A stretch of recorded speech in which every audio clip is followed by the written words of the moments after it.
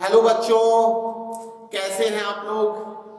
आप लोगों की प्रिपरेशन बहुत अच्छी चल रही होगी और उम्मीद है सारे बच्चों को ये एक्सपेक्टेशन होगी कि उनका सिलेक्शन हो जाए।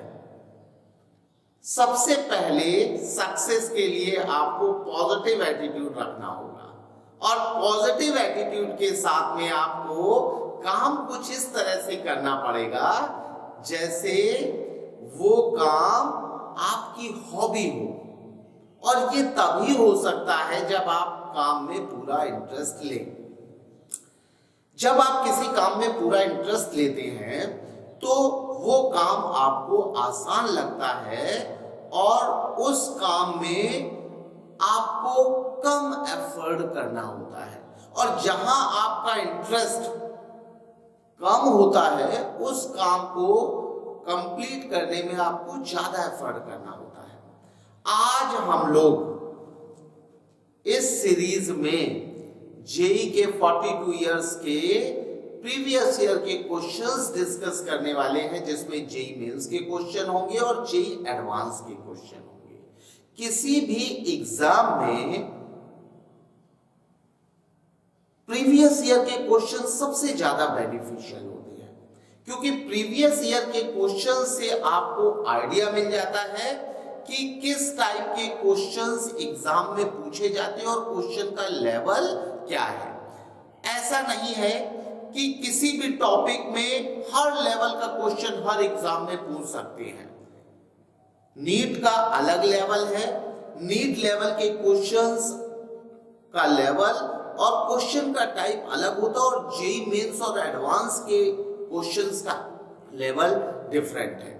तो हम लोग अगर अपने टॉपिक के लेवल की क्वेश्चन करें या जिस एग्जाम की प्रिपरेशन कर रहे हैं उस लेवल के क्वेश्चन डिस्कस करते हैं या उसके लेवल को जान लेते हैं तो हमें प्रिपरेशन में आसानी होती है।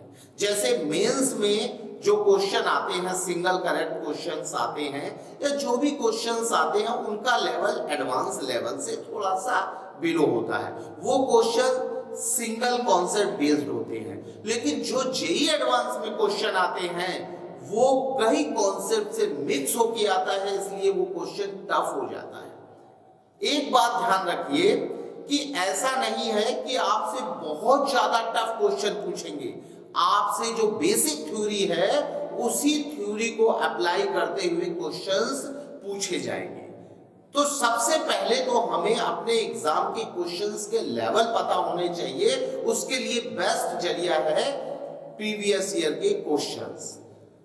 आप सभी लोग थ्योरी पर कंसंट्रेट करते हैं, थ्योरी सीखते हैं और क्वेश्चंस भी करते हैं, लेकिन प्रॉब्लम क्या होती है, जितनी सारी बुक्स हैं उतने सारे क्वेश्चंस हैं और हर बुक का अलग अलग लेवल है। कोई बहुत हाई लेवल में क्वेश्चंस पूछता है किसी बुक में और किसी में बहुत लो लेवल में क्वेश्चंस पूछे जाते हैं। सारे क्वेश्चंस तो हम लोग कवर नहीं कर सकते क्योंकि किसी भी टॉपिक पर इनफाइनाइट क्वेश्चंस हो सकते हैं, लेकिन जेई के जो लेवल है, मेंस का लेवल, एडवांस का लेवल है, वो एक्चुअल लेवल आपको प्रीवियस ईयर के क्वेश्चन से ही पता पड़ेगा। तो हम लोग अब प्रीवियस ईयर के क्वेश्चंस डिस्कस करेंगे और हम वन बाय वन कई सारे वीडियोस आपको देंगे। एक टॉपिक में हो सकता है 4 या 5 वीडियो हो जाएं, क्योंकि 42 इयर्स के क्वेश्चंस काफी सारे क्वेश्चंस होंगे, लेकिन हम लोग एक भी क्वेश्चन नहीं छोड़ेंगे और आज से हम लोग प्रीवियस ईयर के क्वेश्चंस डिस्कस करने जा रहे हैं। ठीक है, तो अभी केमिस्ट्री में हम डिस्कस करेंगे फर्स्ट चैप्टर। अच्छा, चैप्टर वाइज हम लोग क्वेश्चन डिस्कस करेंगे। चैप्टर वाइज बेनिफिट क्या होगा कि आप जब हमारे वीडियो देख रहे होंगे तो उस चैप्टर के फॉर्मूले और बेसिक थ्योरी आप रिवाइज करके उन सारे क्वेश्चंस को समझ सकते हैं। हालांकि हम क्वेश्चन में आपको थोड़ा थोड़ा थ्योरी बताते रहेंगे, लेकिन हम लोग थ्योरी की बात नहीं करेंगे, क्वेश्चन के थ्रू थ्योरी हम लोग डिस्कस करेंगे। ठीक है, तो वेरी फर्स्ट चैप्टर हम लोग केमिस्ट्री का स्टार्ट करने वाले हैं सम बेसिक कॉन्सेप्ट्स। अभी सम बेसिक कॉन्सेप्ट में हम लोग डिस्कस करेंगे atom, molecule, Dalton's hypothesis for atoms, mole concept, stoichiometry, concentration of solution और हम लोग रिडॉक्स टाइट्रेशन, ये सारे टॉपिक हम लोग सम बेसिक कॉन्सेप्ट में देखेंगे।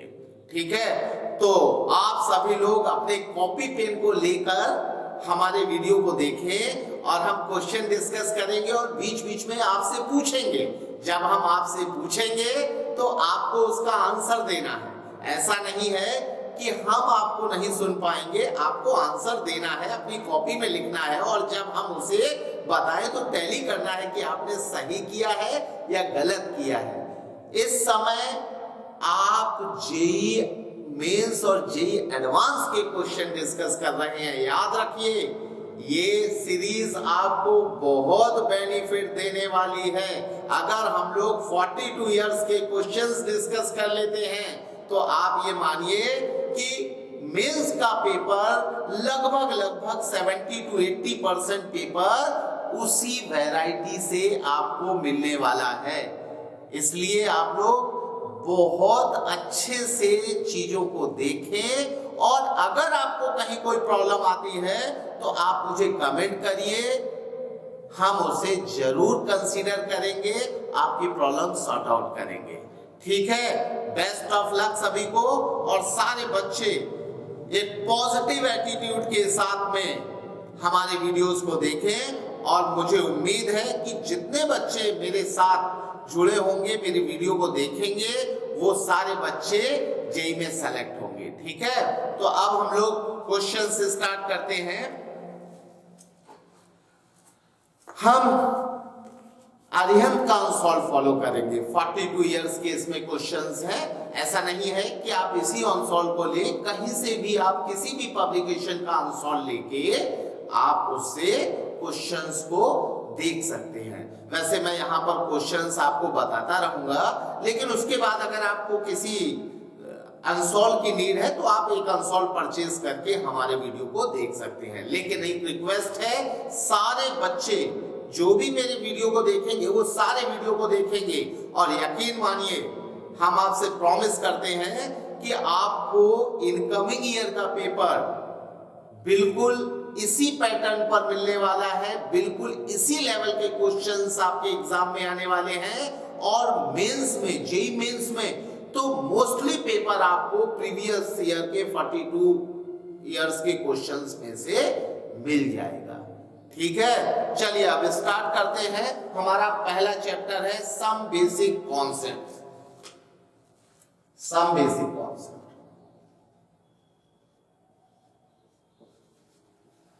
some basic concepts।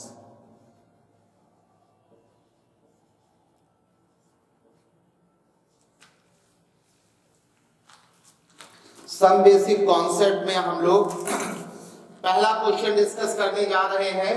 ये जेईई 2019 का क्वेश्चन है, 12 अप्रैल के स्लॉट में आया है। जेईई 2019 मेंस का क्वेश्चन है।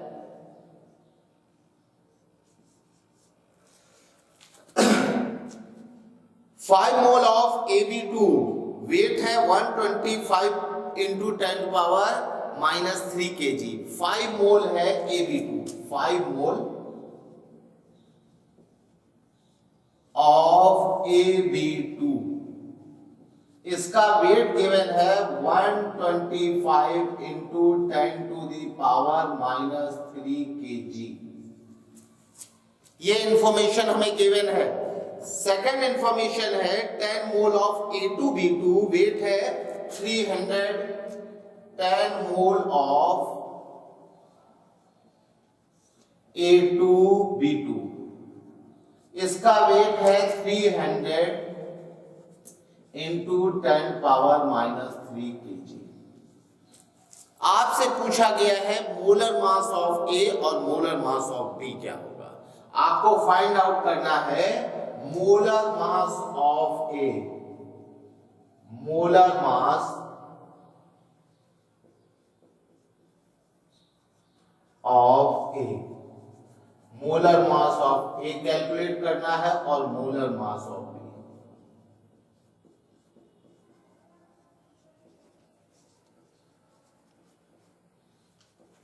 Molar mass of A calculate करना है और molar mass of B calculate करना है।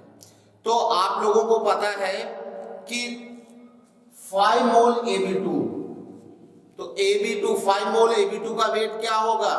5 मोल Ab2 का वेट होगा 5 into molar mass of Ab2। Molar mass of Ab2 क्या हो जाएगा? Molar mass of A plus 2 times molar mass of B is equal to, अभी हम लोग मोलर मास को ग्राम में लेते हैं इसलिए यहां भी ग्राम में लेंगे, 125 ग्राम। Equation number 1। अब इसमें क्या होगा? 10 मोल का मोलर मास, 10 मोल का टोटल मास कितना होगा? 10 into molar mass 2 times molar mass of A plus 2 times molar mass of B is equal to 300 ग्राम।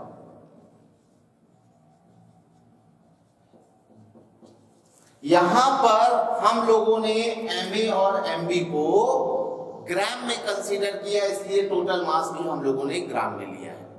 अब हमारे पास दो इक्वेशन है, दो अननोन है।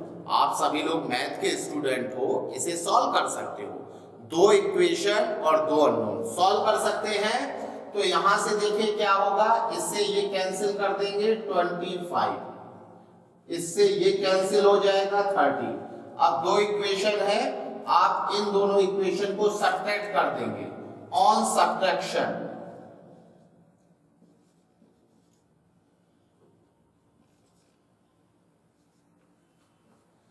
ऑन सब्ट्रैक्शन जब सब्ट्रैक्ट करेंगे माइनस माइनस माइनस, इससे ये कैंसिल हो जाएगा। MA इज इक्वल टू कितना आ जाएगा? ये 25 है, ये 30 है, माइनस का minus minus MA is equal to -5। MA कितना हो जाएगा? MA is equal to 5 gram. MA का वैल्यू फर्स्ट में रख देंगे, तो MA का वैल्यू फर्स्ट में रखेंगे तो MB कितना आ जाएगा? MB is equal to 10 gram. MB is equal to 10 gram. इतने आसान क्वेश्चन जेईई मेंस में पूछे जाते हैं। यहां पर कोई भी बहुत हार्ड कॉन्सेप्ट नहीं, सिंपल सी बात है कि आपको मोल से मास निकालना है और दो इक्वेशन बनेंगी और दोनों से आपको मोलर मास ऑफ MA और B आपको कैलकुलेट कर लेना है। अब आपके देखिए 5 ग्राम है, आपके जो ऑप्शन दिए हैं वो केजी में दिए हैं, तो यहां पर इसका मास केजी में क्या हो जाएगा? 5 into 10 to the power -3 kg, और इसका मास केजी में क्या होगा? 10 into 10 to the power -3 kg। A option में है MA का मास 10 इंटू 10 पावर -3 kg, MB का मास 5 इंटू 10 पावर -5 kg। ये उल्टा है। बी ऑप्शन में 50 इंटू 10 पावर -3 kg और 25 into 10 power -3 kg। D option आपका करेक्ट ऑप्शन है। ठीक है, तो यहां कोई डाउट नहीं होना चाहिए, बिल्कुल आसान सा क्वेश्चन है। और आप लोग एक बात ध्यान रखिए कि जब भी आपसे क्वेश्चंस पूछा जाए तो जो गिवन इंफॉर्मेशंस हैं वो गिवन इंफॉर्मेशन आपको अपने कॉपी पे लिखनी चाहिए। जब आप गिवन इंफॉर्मेशन लिख लेते हैं और कैलकुलेटेड वैल्यू को लिख लेंगे जो आपको कैलकुलेट करना है, तो फटाफट आपका क्वेश्चन सॉल्व हो जाएगा। ठीक है, नेक्स्ट क्वेश्चन, ये भी 2019 का 10 अप्रैल के स्लॉट में आया है। 2019 का क्वेश्चन है, 10 अप्रैल के स्लॉट में आया है। The minimum amount of oxygen consume per gram of reactant is for the reaction.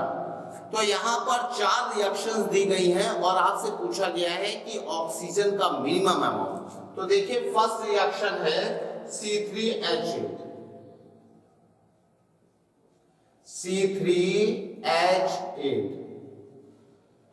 इसमें 5 ऑक्सीजन O2, इससे बन रहा है 3CO2 प्लस 4H2।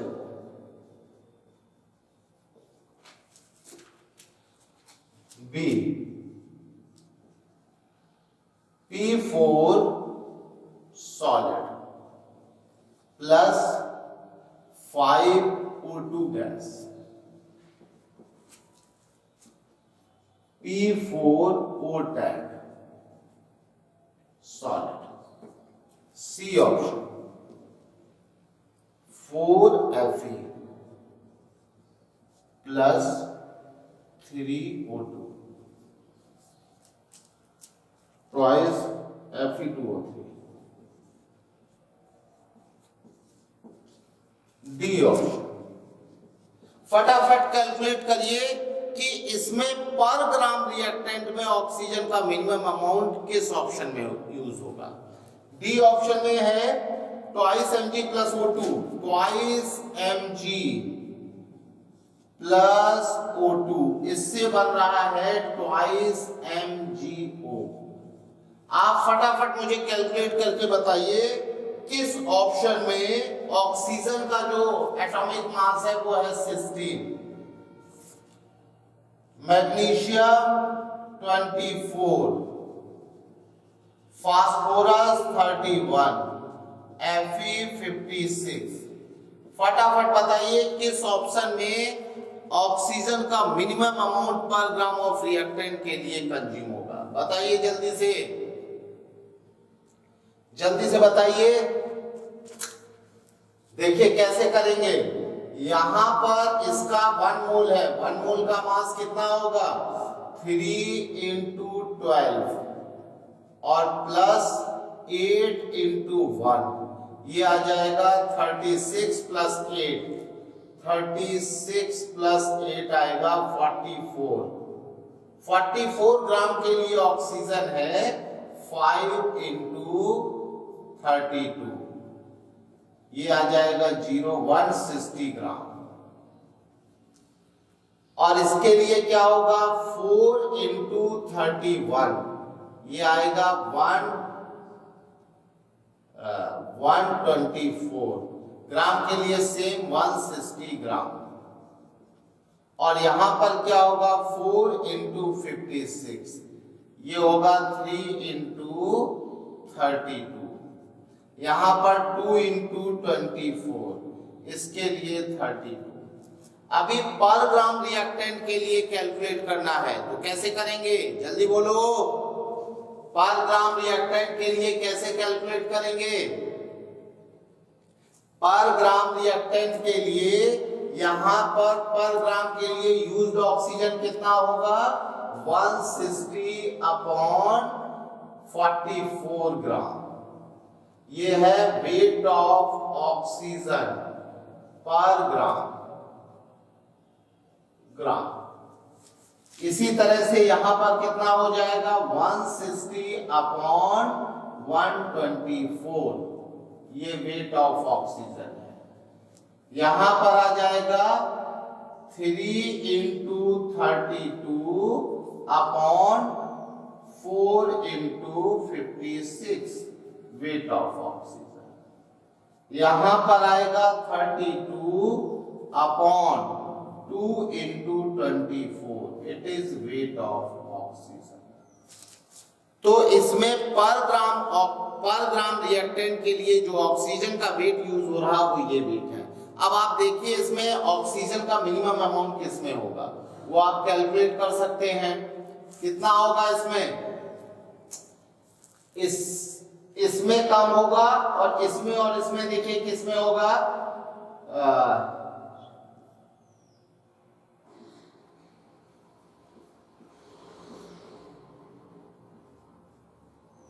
ये आ रहा है 6/14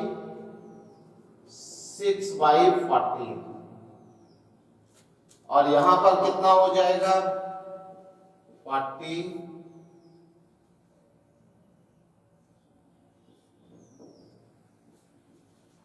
ये आ जाएगा 10/9।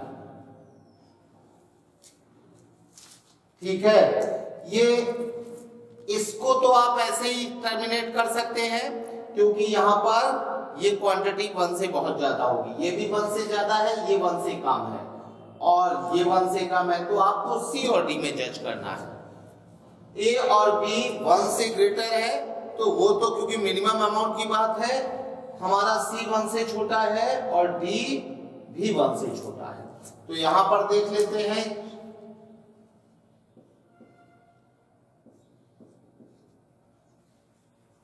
ये आ जाएगा 2/3 0.67 और यहां पर देखते हैं कितना आएगा। तो मेरे हिसाब से ये C option is correct option. C option में 1 ग्राम रिएक्टेंट के लिए ऑक्सीजन का मिनिमम अमाउंट यूज होगा। ठीक है, नेक्स्ट क्वेश्चन है क्वेश्चन नंबर 3। ये है 2019 का, ये भी क्वेश्चन है 2019 जेईई मेंस का क्वेश्चन है 2019 का। इसमें इन्होंने कहा है at 300 Kelvin and 1 atmosphere pressure 10 ml of hydrocarbon required 55 ml of oxygen for complete combustion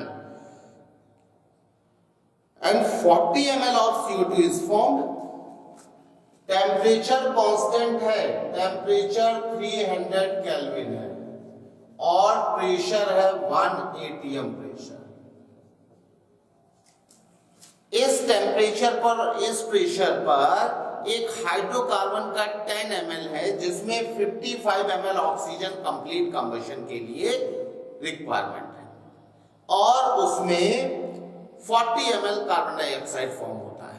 तो देखिए हाइड्रोकार्बन के कंबशन में, हाइड्रोकार्बन के कंबशन में जो ऑक्सीजन यूज हो रही है वो है 55 ml और हाइड्रोकार्बन है 10 ml। इससे CO2 बन रहा है 40 ml और कुछ अदर बन रहा होगा, उसके बारे में कोई इंफॉर्मेशन नहीं दी। तो आपको पूछा गया है कि व्हाट इज दिस हाइड्रोकार्बन, ये हाइड्रोकार्बन क्या होगा। तो देखिए सबसे पहले हाइड्रोकार्बन मतलब compound of carbon and hydrogen. तो हाइड्रोकार्बन का हम लोग फॉर्मूला एज्यूम करेंगे। तो हाइड्रोकार्बन का फॉर्मूला, इसमें हाइड्रोजन और कार्बन होगा, हमें नहीं पता है कि वो हाइड्रोकार्बन क्या होगा, कितने एटम कार्बन के होंगे और कितने एटम हाइड्रोजन के होंगे, लेकिन हाइड्रोजन और कार्बन के अलावा कुछ नहीं होगा। तो हम लोग मान लेते हैं कि इस हाइड्रोकार्बन में X एटम हमारे कार्बन के हैं और Y एटम हाइड्रोजन के हैं। अब इसकी ऑक्सीजन से रिएक्शन करा रहे हैं, ऑक्सीजन से रिएक्शन करके CO2 फॉर्म हो रहा है, ऐसा क्वेश्चन में दिया है। अदर क्या बनेगा, तो हम आपको बताते हैं जब भी किसी ऑर्गेनिक कंपाउंड का कंबशन किया जाता है तो कंबशन से हमेशा जितने भी एलिमेंट होते हैं उनके ऑक्साइड बनते हैं, केवल और केवल नाइट्रोजन को छोड़ के, क्योंकि नाइट्रोजन ऑक्सीजन के साथ रिएक्शन नहीं करता है लेकिन किसी कैटलिस्ट की प्रेजेंस में या इलेक्ट्रिक स्पार्किंग में। तो यहां पर तो केवल कंबशन कर रहे हैं, तो कंबशन से नाइट्रोजन अगर इस कंपाउंड में होता तो वो अपना ऑक्साइड नहीं बनाता, बाकी जितने एलिमेंट होंगे सब अपने ऑक्साइड फॉर्म करेंगे। तो यहां पर कार्बन का ऑक्साइड CO2 है और हाइड्रोजन है तो उसका ऑक्साइड H2O है। अब हम आपसे ये पूछते हैं कि वाटर यहां पर वेपर फॉर्म में होगा या लिक्विड फॉर्म में होगा, ये डिपेंड करेगा कि टेम्परेचर क्या है। 300 केल्विन टेम्परेचर है, 1 atm प्रेशर है, तो 300 केल्विन मतलब 27 डिग्री सेंटीग्रेड, उसमें वाटर लिक्विड होगा। हालांकि इसकी कोई नीड नहीं है, लेकिन फिर भी आपको ये पता होना चाहिए कि जो वाटर फॉर्म होता है किसी भी ऑर्गेनिक कंपाउंड के कंबशन से, उसकी स्टेट उसके टेम्परेचर से हम लोग डिसाइड करेंगे। ठीक है, तो यहां पर क्या होगा, सबसे पहले तो आप इस रिएक्शन को बैलेंस करेंगे। बैलेंस किस लॉ से करते हैं, जल्दी बताइए, केमिकल रिएक्शन की बैलेंसिंग के लिए हम कौन सा लॉ यूज करते हैं? POAC law, principle of atom conservation law. Principle of atom conservation law ये कहता है कि एटम्स जितने रिएक्टेंट में होंगे किसी भी एलिमेंट के, total atoms in reactant should be equal to total atoms of product of that element. Atoms neither created not destroyed. ये बात किसने कही थी? ये बात डाल्टन ने कही थी। हालांकि हमें ये बात पता है न्यूक्लियर रिएक्शन में एटम डिस्ट्रॉय हो सकता है, लेकिन हम लोग केमिकल रिएक्शन की बात करते हैं तो जो बात जॉन डाल्टन ने कही थी, atoms neither created not destroyed during chemical change, वो आज भी ट्रू है। ठीक है, तो यहां पर हम लोग पीओएसी लॉ से इसे बैलेंस करेंगे। कार्बन का x एटम है, यहां पर 1 एटम है, आप क्या करेंगे? x से मल्टीप्लाई कर देंगे, x से मल्टीप्लाई। कार्बन के एटम बैलेंस हो गए। अब हाइड्रोजन यहां पर y है और यहां पर 2 है, तो यहां पर y/2 कर देंगे। कार्बन बैलेंस हो गया, हाइड्रोजन बैलेंस हो गया। अब ऑक्सीजन को कैसे बैलेंस करेंगे बताइए? बैलेंसिंग तो आप लोगों ने बहुत पहले पढ़ी होगी 9th-10th में बैलेंसिंग, लेकिन हाँ रिडॉक्स रिएक्शन की बैलेंसिंग आपने 11th में पढ़ी होगी, तो it is not redox reaction. ठीक है, तो अब हम लोग क्या करेंगे? यहाँ पर ऑक्सीजन को कैसे बैलेंस करेंगे? यहाँ पर ऑक्सीजन के एटम कितने हैं? ऑक्सीजन के एटम है 2x प्लस y/2। 2x कैसे? 2 into x, 2x plus y/2, और यहाँ पर 2 है तो इसमें आप 2 कॉमन ले लीजिए, x plus y/4, x plus y/4, तो यहां पर क्या हो जाएगा? x plus y/4। ठीक है, इस तरह से हमने रिएक्शन को बैलेंस कर लिया। अब कैसे करेंगे बताइए भाई? रिएक्शन तो बैलेंस हो गई। अब ये बैलेंस रिएक्शन है तो हमें ये पता है in balance chemical reaction mole ratio of reactants and product is same as ratio of coefficients of reactants and product। यहां पर कोफिशिएंट कितना है? 1। यहां पर कोफिशिएंट x प्लस y/4, यहां पर कोफिशिएंट x है और यहां y/2 है। इसका जब 1 मोल कंज्यूम होगा तो इसका x प्लस y/4 मोल कंज्यूम होगा, इसका x मोल फॉर्म होगा, इसका y/2 मोल फॉर्म। ठीक है, अभी देखिए मोल रेशियो के बारे में तो हमें इंफॉर्मेशन पता है, ठीक है, लेकिन यहां पर तो वॉल्यूम्स गिवन है। अब क्या किया जाए? जल्दी बताइए, आप क्या करें? जब हम आपसे पूछते हैं तो आपको अपनी कॉपी पे लिखना चाहिए और अपने आप से बताना चाहिए कि ये करेंगे। उसके बाद जब हम बताएं तो आप टैली करें कि आपने सही सोचा था या गलत सोचा था। देखिए हम लोग क्या करेंगे, हमें पता है टेम्परेचर और प्रेशर कांस्टेंट है, तो टेम्परेचर और प्रेशर कांस्टेंट है, इसका मतलब ये सारी गैसेस हैं। गैसियस हाइड्रोकार्बन था, ये भी गैस है, ये भी गैस है, ये गैस है और ये गैस है। तो गैसेस के लिए हम लोग गैस इक्वेशन अप्लाई कर सकते हैं।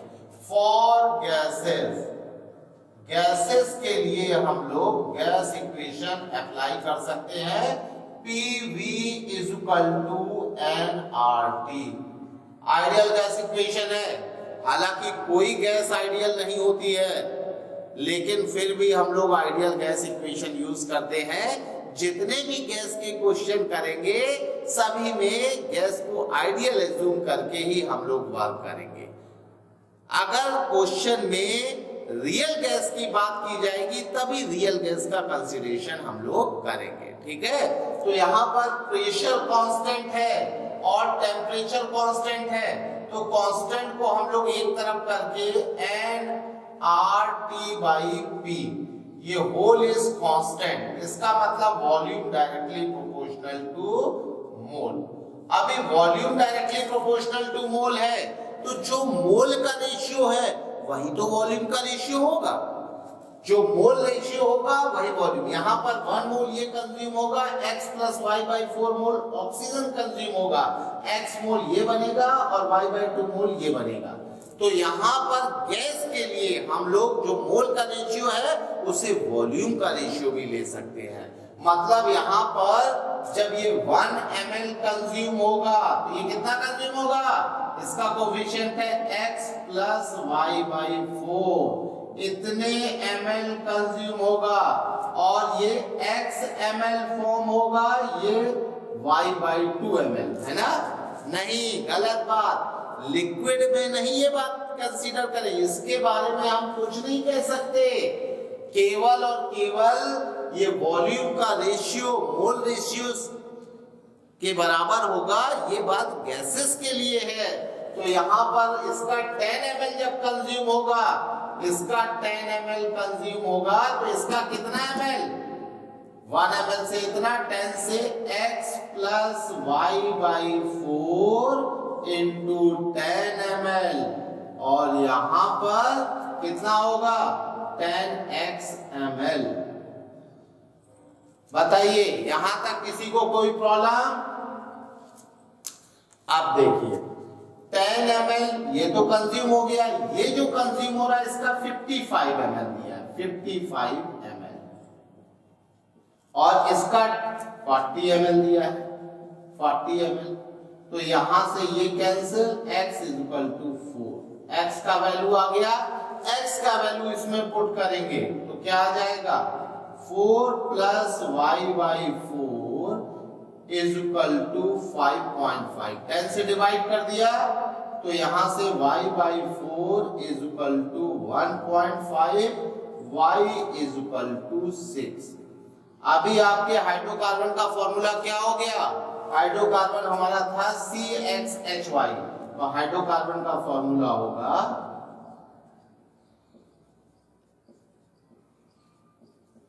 C4H6। यहां पर आपके इस क्वेश्चन में जो ऑप्शंस है उसमें बी ऑप्शन में C4H6 है। ये बात आपको समझ में आई? इस क्वेश्चन में आपने जो जो सीखा है, जो आपको नया लगा है, भाई आप लोग जेई के क्वेश्चन डिस्कस कर रहे हैं, आईआईटी जेई के प्रीवियस ईयर के क्वेश्चन डिस्कस कर रहे हैं, इसलिए आपको क्वेश्चन की वैरायटी ध्यान रखनी है, और क्वेश्चन में जो भी आप नया सीखते हैं उसे आपको लिखना है, क्योंकि इनकमिंग ईयर में इन्हीं कॉन्सेप्ट पर बेस्ड क्वेश्चन आपसे पूछा जाएगा। अगर आपने ये अच्छे से सीख लिया तो आप यकीन मानिए आपका जो पेपर है वो बहुत अच्छा होने वाला है। ठीक है, इसका स्क्रीनशॉट आप ले सकते हैं।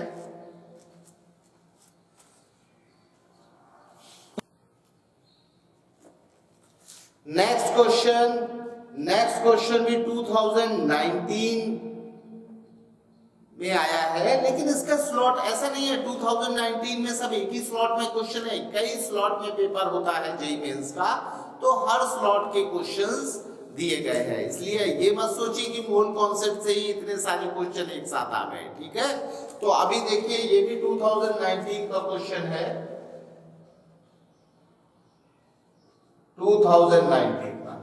इसमें क्या है, 10 ml एक सॉल्यूशन है, 1 मिली मोलर एक 10 ml सॉल्यूशन है, 10 ml, इसका कंसंट्रेशन है 10 to the power -3 molar, 10 ml solution. अब इसकी हमें पेंटिंग करनी है, इसे हमें एक सरफेस पर पेंट करना है, और ये जो सरफेस है इसका एरिया है 0.24 सेंटीमीटर, 0.24 सेंटीमीटर स्क्वायर। इस एरिया पर हमको इसको पेंट करना है। एक्चुअल में ये एड्सॉर्बेंट है और ये एड्सॉर्बेंट है। तो अभी एड्सॉर्बेंट क्या होता है, एड्सॉर्बेंट वो सरफेस होती है जो एडसॉर्बेट को अपनी सरफेस पर एडसॉर्ब करती है। जब आप पेंट करते हैं किसी सरफेस पर तो सरफेस के ऊपर पेंट के मॉलिक्यूल कलेक्ट होते हैं। तो यहां पर ये है कि इस एडसॉर्बेंट पर हमने क्या किया है, पॉलिश की है और सिंगल लेयर पॉलिश की है, इस पर सिंगल लेयर है। और आपको ये बताना है कि इसके मॉलिक्यूल जो कि क्यूबिकल फॉर्म में है उसकी एज लेंथ कितनी होगी। यहां पर ये जो एडसॉर्बेंट है, एडसॉर्बेंट, इस एडसॉर्बेंट के मॉलिक्यूल क्यूबिकल फॉर्म में है, क्यूबिकल फॉर्म में। क्यूब आप जानते हैं क्या होता है क्यूब, क्यूब के हर साइड सेम होती, लेंथ विड्थ और हाइट सब। इसका अगर हम x ले लेंगे ये भी x होगा और ये भी x होगा। इसका मॉलिक्यूल, एडसॉर्बेंट मॉलिक्यूल इस शेप में है, ठीक है। और इस सरफेस पर हमें इसकी पॉलिश करनी है, तो हम लोग इसकी एज लेंथ x कैलकुलेट करना चाहते हैं। बताइए कैसे किया जाएगा। सभी लोग अपनी कॉपी पेन में इसको रफली इसका प्लानिंग करें कि किस तरह से करेंगे। जल्दी से करिए, आपको 30 सेकंड का टाइम मिल रहा है, किस तरह से किया जाएगा। यहां पर जो एडसॉर्बेंट है वो लिक्विड फॉर्म में है, उसे किसी सॉल्वेंट में डिसॉल्व किया गया है। जल्दी से बताइए फटाफट। देखिए हम लोग क्या करेंगे, यहां पर जो एडसॉर्बेंट है, एडसॉर्बेंट वो सब्सटेंस होता है जो किसी सरफेस पर एडसॉर्ब होता है। दो प्रोसेस होते हैं, एडजॉर्शन और एब्जॉर्शन। एडजॉर्शन सरफेस पर मॉलिक्यूल्स का कलेक्शन होता है और एब्जॉर्शन विद इन सरफेस होता है। तो यहाँ एडजॉर्शन हो रहा है, ठीक है ये। और जो सब्सटेंस का एडजॉर्शन होता है उसे एडसॉर्बेंट बोलते हैं, और जिस सरफेस पर होता है उसे एडसॉर्बेंट बोलते हैं। ये एडसॉर्बेंट है,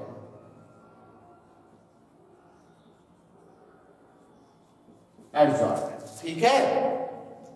तो अभी देखिए यहां पर हम क्या करेंगे, सबसे पहले तो ये देख लेंगे कि इस सॉल्यूशन में हमारे एडसॉर्बेंट के कितने मॉलिक्यूल्स प्रेजेंट हैं। अब किसी सॉल्यूशन में number of molecules, solute molecules calculate करने का क्या तरीका होता है, जल्दी से बताइए।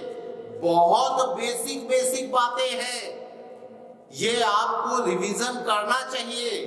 बहुत बेसिक बातें हैं। तो यहां पर इस सॉल्यूशन में जो हमारे मॉलिक्यूल्स हैं, सॉल्यूट मॉलिक्यूल्स, उसको निकालने का तरीका है, पहले हम मोल्स कैलकुलेट करें।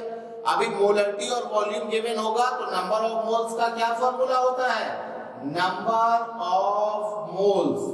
नंबर ऑफ मोल्स का फॉर्मूला होता है molarity into volume in litre.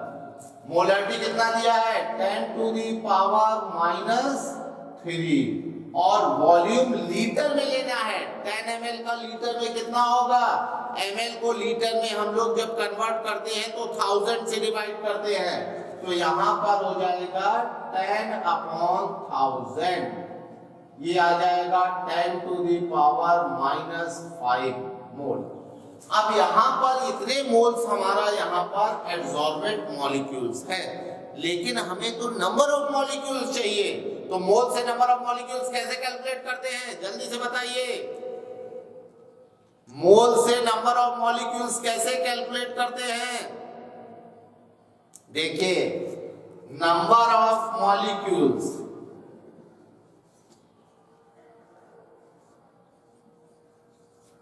Calculate करने का फॉर्मूला होता है मोल इनटू आवागाड्रो नंबर।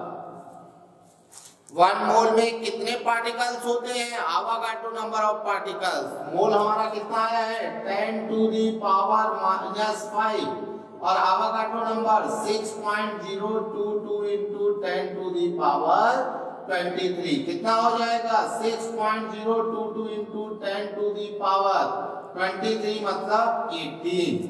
इतने मॉलिक्यूल्स इस सरफेस पर कलेक्ट हुए हैं जिसका सरफेस एरिया 0.24 सेंटीमीटर स्क्वायर है। ठीक है, तो यहां पर इसको हम x सेंटीमीटर ले लेते हैं, x सेंटीमीटर। तो अभी आपको पता है कि क्यूब है, ये किसी भी फेस से इसके ऊपर कलेक्ट होगा, लेकिन एरिया तो कितना कवर करेगा, इसका जो ये एरिया होगा सरफेस एरिया, कितना सरफेस एरिया होगा, इसका एरिया होगा x स्क्वायर। तो एक मॉलिक्यूल जो सरफेस पर एरिया कवर कर रहा है वो कितना है, x स्क्वायर। और नंबर ऑफ मॉलिक्यूल आपको कैलकुलेट करने हैं, क्यों भाई, नहीं, नंबर ऑफ मॉलिक्यूल गिवन है, कितने नंबर ऑफ मॉलिक्यूल है, 6.022 into 10 to the power 18।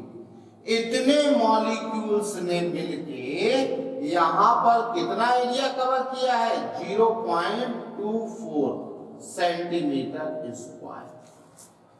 यहां से हम लोग इसे कैलकुलेट कर लेंगे, x स्क्वायर कितना आ जाएगा, 0.24 upon 6.022 into 10 to the power 18.04, ये आ जाएगा 4 into 10 to the power -20। x आ जाएगा आपका 2 into 10 to the power -10 centimetre. ठीक है, आपका जो आंसर है वो पिकोमीटर में है, तो 10 to the power -10 सेंटीमीटर मतलब 2 पिकोमीटर। ये पिकोमीटर क्या होती है, लेंथ की छोटी यूनिट है। छोटी छोटी बातें आपको पता होनी चाहिए। 1 पिकोमीटर होता है, 1 picometre 10 to the power -12 metre, 1 picometre 10 power -12 metre, और centimetre 10 to the power -10 centimetre. ठीक है, तो इस क्वेश्चन में आपने क्या सीखा, इस क्वेश्चन में आपने 4 बातें सीखी। पहले तो किसी सॉल्यूशन में मोलरिटी और वॉल्यूम गिवन होगा तो मोल्स कैसे कैलकुलेट करेंगे, molarity into volume in litre, और फिर मोल से नंबर ऑफ मॉलिक्यूल्स कैलकुलेट करने का तरीका। ठीक है, और यहां पर एक बात ये है कि एड्सॉर्बेंट के ऊपर जो एड्सॉर्बेंट कलेक्ट होता है वो सरफेस एरिया को कवर करता है। ठीक है, ठीक है भाई, इसका स्क्रीनशॉट लीजिए। 2019 मेंस का क्वेश्चन है, नाइट्रोजन N2 और प्लस हाइड्रोजन, इसकी रिएक्शन से अमोनिया बन रहा है। 4 ऑप्शन दिए गए हैं और आपसे पूछा गया है कि किसमें हाइड्रोजन लिमिटिंग रीजेंट होगा। पहले ए पार्ट में दिया है 56 ग्राम नाइट्रोजन और 10 ग्राम हाइड्रोजन। बी में दिया है 35 ग्राम नाइट्रोजन और 8 ग्राम हाइड्रोजन। सी पार्ट में दिया है 14 ग्राम नाइट्रोजन और इसमें 4 ग्राम हाइड्रोजन। डी पार्ट में दिया है 28 ग्राम नाइट्रोजन और 6 ग्राम हाइड्रोजन। और आपसे पूछा गया है किस ऑप्शन में हाइड्रोजन लिमिटिंग रीजेंट है। कैसे करेंगे, किसी भी रिएक्शन में लिमिटिंग रीजेंट। देखिए जेईई में क्वेश्चन कितने आसान आते हैं, बिल्कुल आसान क्वेश्चन आते हैं। लिमिटिंग रीजेंट आपसे पूछा गया है। ठीक है, कैसे करेंगे लिमिटिंग रीजेंट, हम लोग कैसे कैलकुलेट करते हैं, जल्दी से बताइए। यहां पर जो रिएक्शन में मास रेशियो है वो रेशियो हम लोग देख लेते हैं। तो यहां nitrogen 28 gram nitrogen 6 gram hydrogen से रिएक्ट करती है, 6 ग्राम से। ठीक है, जिसमें given amount upon used amount का रेशियो कम होगा, वो लिमिटिंग रीजेंट होगा। यहां पर गिवन अमाउंट 56 ग्राम है, नाइट्रोजन का यूज हो रहा है 28 ग्राम, यहां पर 10 ग्राम है, हाइड्रोजन का 6 ग्राम यूज हो रहा है।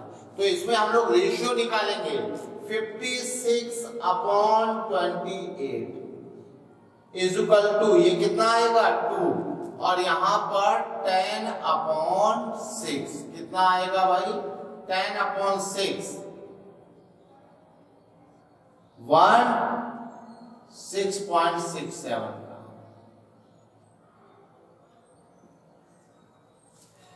अब जिसमें रेशियो कम आता है वो लिमिटिंग रीजेंट होता है, जिसमें रेशियो कम आएगा वो लिमिटिंग रीजेंट होगा। यहां पर hydrogen is limiting reagent, A option is correct है, हाइड्रोजन हमारा लिमिटिंग रीजेंट है। तो जब ए ऑप्शन आ गया तो बाकी मुझे चेक नहीं करने चाहिए, है ना, क्योंकि हमसे तो ये पूछा है किस ऑप्शन में हाइड्रोजन लिमिटिंग रीजेंट होगा, हमारा ये आंसर आ गया। लेकिन बाकी भी हम लोग चेक करके देख लेते हैं, इसमें लिमिटिंग रीजेंट क्या होगा 35/28, ये कितना आ जाएगा 1.3, और यहां पर 8/6 ये आ जाएगा 1.33। तो इसमें जो होगा, इसमें थोड़ा क्लोज मामला है, तो कितना आएगा भाई देखते हैं जरा, ये हो जाएगा 7,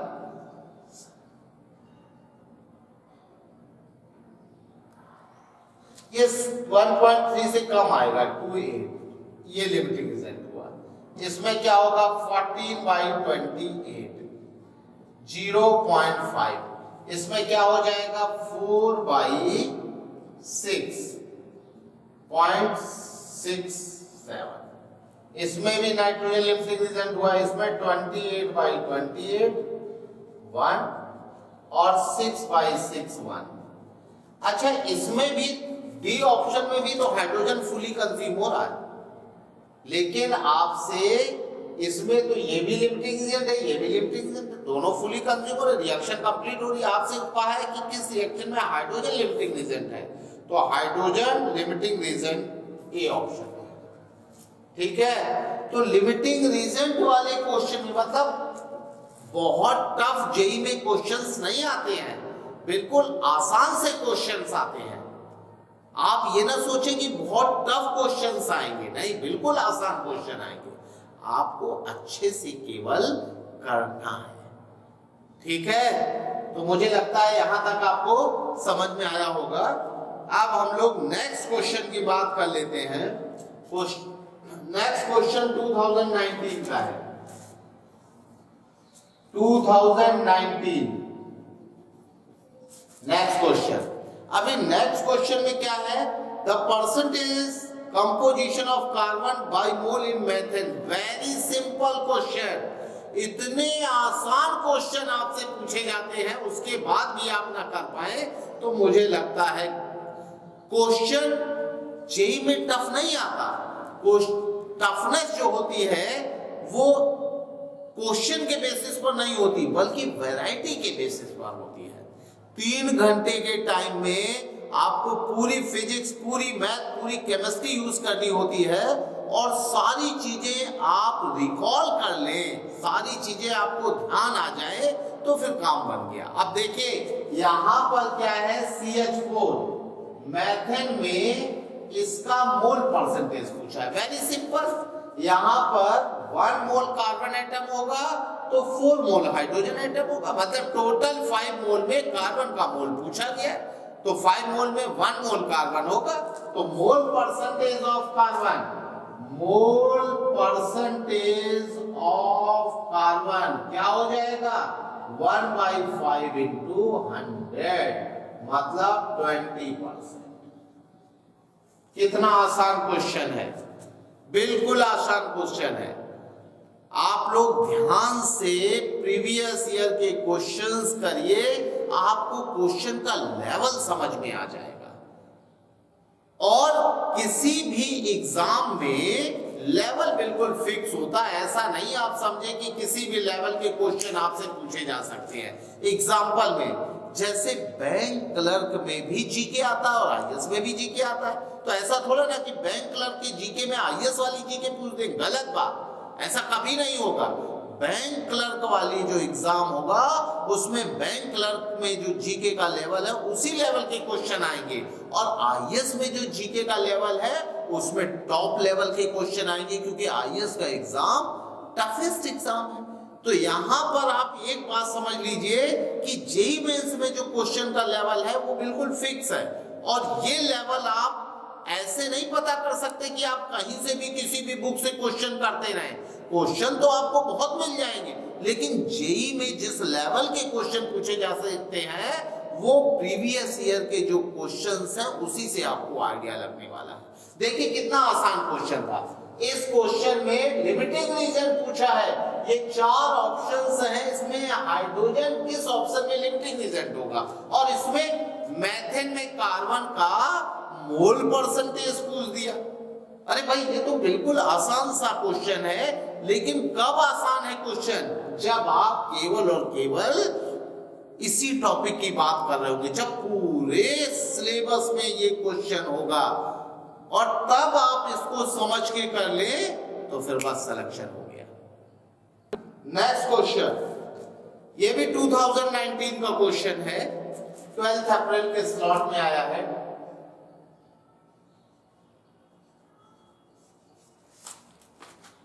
eight gram of NaOH dissolved in 18 gram water. Weight of NaOH ये है 8 ग्राम। इसको हमने 18 ग्राम वाटर के साथ में डिसॉल्व किया है। आपको बताना है mole fraction of NaOH and molality of solution. बताइए कितना आसान क्वेश्चन है। आपसे मोल फ्रैक्शन ऑफ NaOH पूछ दिया गया और मोलैलिटी पूछ दी गई, molality of NaOH small m, molality को हम लोग स्मॉल m से डिनोट करते हैं। कितना आसान क्वेश्चन है। बताइए मोल फ्रैक्शन का फॉर्मूला क्या होता है। बेसिक फॉर्मूले अगर आपको पता है तो इस क्वेश्चन को कर लेंगे। बताइए जल्दी से, मोल फ्रैक्शन का फॉर्मूला क्या होता है। मोल फ्रैक्शन का फॉर्मूला क्या होता है, जल्दी बोले। NaOH का मोल फ्रैक्शन, जिसका मोल फ्रैक्शन कैलकुलेट करते हैं उसके mole upon total mole. Total यहाँ कंपोनेंट कितने हैं, NaOH है और वाटर है, ठीक है। NaOH के मोल फ्रैक्शन, मोल कितना होगा, given mass upon molar mass, और मोलर मास NaOH का 8/40, 8/40 प्लस 18/18 कितना आ जाएगा, 1/5, और ये 1, 0.2 अपॉन 0.2 प्लस 1 मतलब 2/12, 1/6, 1/6 कितना आएगा, 0.167। मोलैलिटी का फॉर्मूला क्या होगा, मोलैलिटी जल्दी से बताइए, मोलैलिटी का फॉर्मूला, हरिया जल्दी से बोले, व्हाट इज मोलैलिटी। मोलैलिटी का फॉर्मूला होगा weight of NaOH upon GMM, molar mass of NaOH, molar mass into weight of water. अगर वाटर का वेट ग्राम में है तो ऊपर हम लोग 1000 से मल्टीप्लाई कर देंगे। वेट ऑफ NaOH 8 ग्राम और मोलर मास 40, 18 इंटू 1000,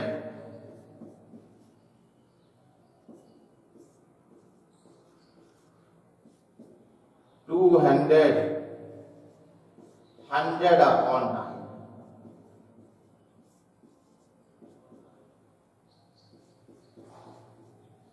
मोल। तो यहां पर मोलैलिटी 11.11 और मोल फ्रैक्शन 0.167। ये आपका ऑप्शन है डी ऑप्शन। ठीक है, यहां तक किसी को कोई प्रॉब्लम समझ में आई बात? बिल्कुल आसान क्वेश्चन है, बेसिक फॉर्मूले पर बेस्ड क्वेश्चन है। आप बेसिक फॉर्मूले अगर याद रखते हैं, बेसिक फॉर्मूले का यूज करना जानते हैं, तो जेईई मेंस के क्वेश्चन आपसे होने वाले हैं। ठीक है, नेक्स्ट क्वेश्चन है 2019 का नेक्स्ट क्वेश्चन है, ये आया है जनवरी वाले स्लॉट में। The volume strength of 1 molar H2O2।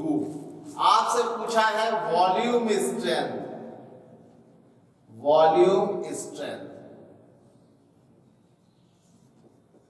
of 1 molar H2O2।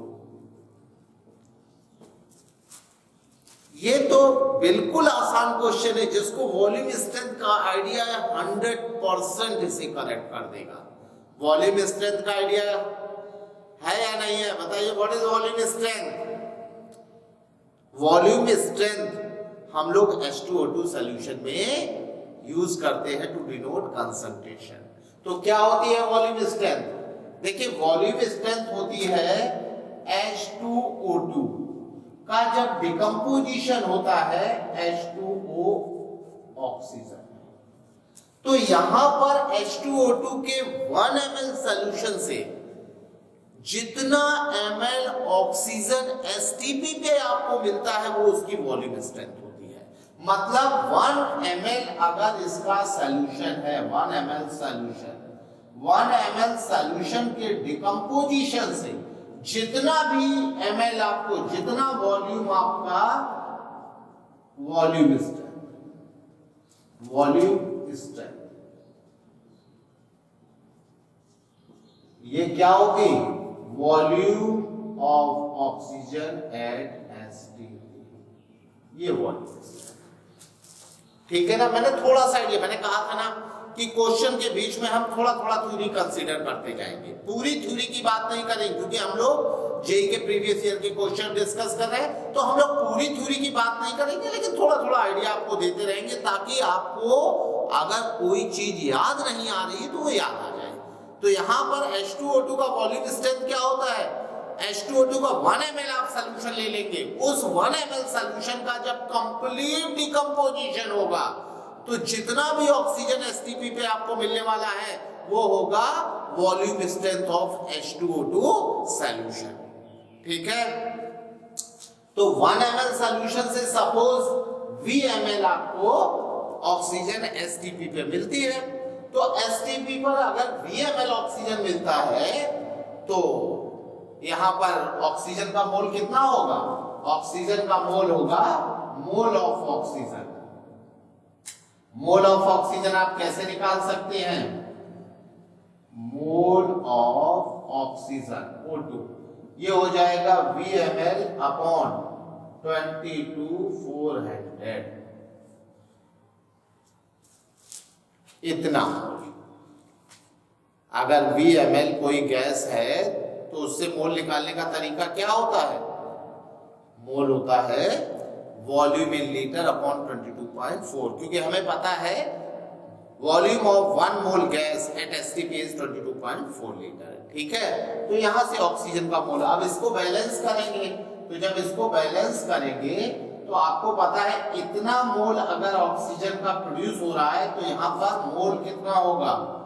Mole of H2O2 किसमें? 1 ml सॉल्यूशन में कितना होगा? 2 टाइम्स 2 into 22,400, तो ये आ जाएगा 11200 V अपॉन 11200 मोल। अब हम लोग यहां से इसकी मोलरिटी कैलकुलेट कर सकते हैं। मोलरिटी क्या होगी? Mole of H2O2 V upon 11200 और इनटू वॉल्यूम इन लीटर 1000। तो यहां से कितना आ जाएगा V अपॉन 11.2। इसका मतलब molarity is equal to volume strength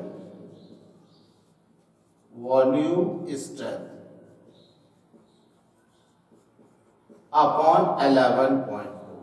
अब मोलरिटी आपको कितना दिया है 1 मोलर, तो वॉल्यूम स्ट्रेंथ कितनी आ जाएगी, वॉल्यूम स्ट्रेंथ आ जाएगा 11.2। वॉल्यूम स्ट्रेंथ आपका आएगा 11.2 और अनफॉर्चुनेटली इसमें 11.35 दिया है। क्योंकि जो सबसे क्लोज आंसर होगा उसी को हम टिक करेंगे, तो हम लोग, क्योंकि ए ऑप्शन में दिया है 16.8 वो होगा नहीं, बी ऑप्शन में 22.4 वो होगा नहीं, सी ऑप्शन में 11.35 उसे हम लोग लिखेंगे, ठीक है, और डी ऑप्शन में 5.6। तो C option is correct. Volume strength कितना आ जाएगा, वॉल्यूम स्ट्रेंथ आएगा 11.2। ठीक है, बहुत आसान सा क्वेश्चन है, आपको ये फॉर्मूला याद रखना है, ये फॉर्मूला आपके लिए इंपॉर्टेंट है, ठीक है। नेक्स्ट क्वेश्चन की हम लोग बात कर लेते हैं। नेक्स्ट क्वेश्चन 2019 में आया है, the amount of sugar C12H22O11 required to prepare 2 litre of 0.1 molar solution. आपको एक सोल्यूशन बनाना है, कितना बनाना है 2 लीटर, वॉल्यूम 2 लीटर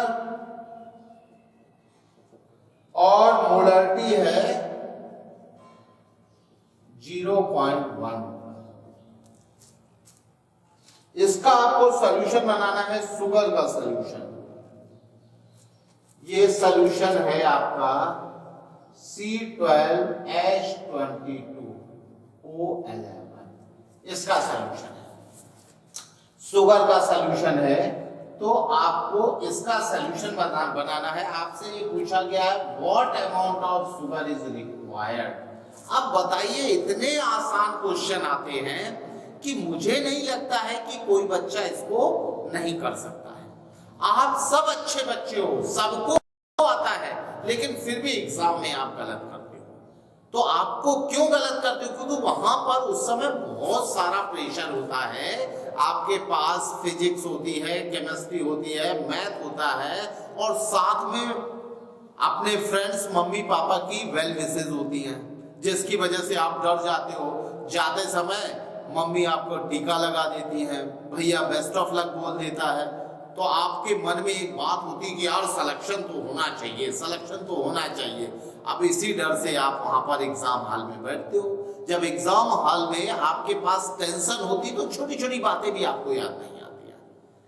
तो इसलिए आपको बहुत अच्छा परफेक्शन होना चाहिए, आपको कॉन्फिडेंस होना चाहिए, और वो कॉन्फिडेंस आप तभी डेवलप कर सकते हो जब आप प्रीवियस ईयर के क्वेश्चंस करते हो।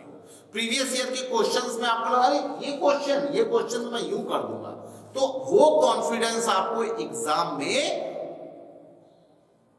हमेशा जो है माइंड को स्टेबल रखने में हेल्प करता है। इसलिए आपको प्रीवियस ईयर के क्वेश्चन जरूर करने चाहिए। जब प्रीवियस ईयर के क्वेश्चन आप कर लेंगे, आप बताइए 42 इयर्स के आप प्रीवियस ईयर के क्वेश्चन जब आप कर लेंगे और आपको उसमें कोई प्रॉब्लम नहीं होगी, तो इनकमिंग ईयर के क्वेश्चंस में क्या प्रॉब्लम होगी। इसलिए आपको कॉन्फिडेंस बिल्डअप करने के लिए इन क्वेश्चंस को बड़े ध्यान से करना है, और ये चीज जब आपके दिमाग में फीड होनी चाहिए कि यार पेपर टफ नहीं आता, हम तो इसे चुटकियों में सॉल्व कर सकते हैं। जब ये कॉन्फिडेंस होगा तो आप देखेंगे यही कॉन्फिडेंस आपको आपके एग्जाम में सक्सेस दिलाएगा। चलिए इस क्वेश्चन की हम लोग बात करते हैं। यहाँ पर क्या है, 2 लीटर हमें सोल्यूशन बनाना है शुगर का, जिसकी मोलरिटी 0.1 मोलर है। अब इस 2 लीटर के सोल्यूशन को बनाने के लिए कितने शुगर की रिक्वायरमेंट होगी। वेरी सिंपल क्वेश्चन, जल्दी से बता दो भाई फटाफट, कैसे करेंगे। सारे बच्चे, मुझे पता है आप सब बहुत अच्छे बच्चे हो और सारे बच्चे मुझे सिलेक्शन दोगे, सारे बच्चे अपने मम्मी पापा का नाम रोशन करोगे। इसलिए भाई ध्यान से पढ़ो, ध्यान से नहीं पढ़ोगे तो मजा नहीं आएगी, है ना। तो यहां पर क्या है, हमने आपको इसके पहले एक क्वेश्चन में बताया था जिसमें सरफेस पर हम एड्सॉर्बेंट को कलेक्ट कर रहे थे, एड्सॉर्बेंट की सरफेस पर पेंट कर रहे थे ना। उसमें मैंने बताया था मोल्स कैसे कैलकुलेट करेंगे। जब सॉल्यूशन गिवन होगा तो नंबर ऑफ मोल्स कैलकुलेट करने का तरीका क्या होता है, molarity into volume in litre. तो यहां पर number of moles of sugar, number of moles of sugar, sugar के जो मोल होंगे वो क्या होंगे, molarity into volume in litre. Molarity कितनी है, 0.1 मोलर, वॉल्यूम 2 लीटर 0.2। अब ये शुगर के मोल आ गए। मोल से मास कैसे कैलकुलेट करते हैं, 1 मोल का मास क्या होता है, मोलर मास। तो 0.2 मोल का मास क्या होगा, 0.2 इंटू मोलर मास। तो यहाँ पर वेट ऑफ शुगर C12H22O11, इसका मोल 0.2, मोलर मास 342। आप मोलर मास इसका कैलकुलेट करेंगे, यही आएगा 486 ग्राम। बताइए, इतना आसान क्वेश्चन और 4 मार्क्स आपको मिल जाएंगे। बस आपके अंदर कॉन्फिडेंस आ जाए, वहां पर कैलकुलेशन मिस्टेक ना करें, वहां पर किसी चीज की टेंशन ना हो, आप अच्छे से काम करें, फिर देखिए आपका सिलेक्शन कोई नहीं रोक सकता। सिलेक्शन में खेल केवल कॉन्फिडेंस का है। जिस बच्चे को ये कॉन्फिडेंस है कि पेपर हम कर सकते हैं, आसान पेपर आता है, वो फटाफट क्वेश्चन करके अपना निकल जाता है। और जिसमें कॉन्फिडेंस, उसे आसान क्वेश्चन भी, उसे छोटी छोटी मिस्टेक्स हो जाती है और पता लगा छोटा सा मिस्टेक हुआ, आंसर मैच नहीं कर रहा है, ऑप्शन मिल नहीं रहा है, टेंशन में आ गए। तो इसलिए आपको कॉन्फिडेंस बिल्डअप करना सबसे पहले जरूरी है। तो इसका ऑप्शन है बी, ऑप्शन इसमें दिया है 68.4 ग्राम। ठीक है, आप जब अनसॉल्व अपना देखेंगे तो उसमें आपको मिलेंगे सारे ऑप्शन। ठीक है, कहीं कोई प्रॉब्लम?